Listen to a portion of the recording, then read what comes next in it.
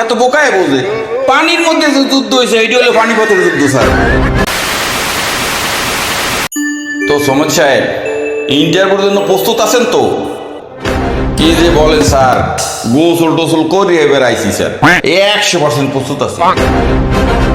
এবার আপনার এই ইতিহাস থেকে প্রশ্ন ধরি, আপনি আমাকে বলুন বাবর কোন যুদ্ধে ইব্রাহিম লোদিকে পরাজিত করে ভারতবর্ষে মুঘল সাম্রাজ্যের সূচনা করেছিল?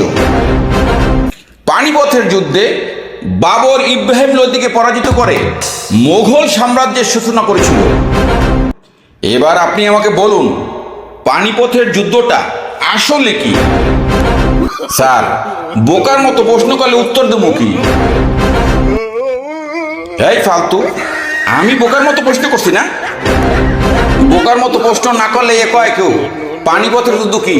এত বোকায় বোঝে পানির মধ্যে যে যুদ্ধ হয়েছে এটি হলো পানিপথের যুদ্ধ স্যার।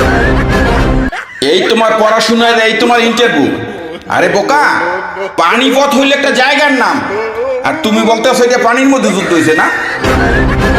আসলে স্যার ভুলেই গেছে, কেউ আমার এই পর্যন্ত কয় নাই যে ওটা একটা জায়গার নাম।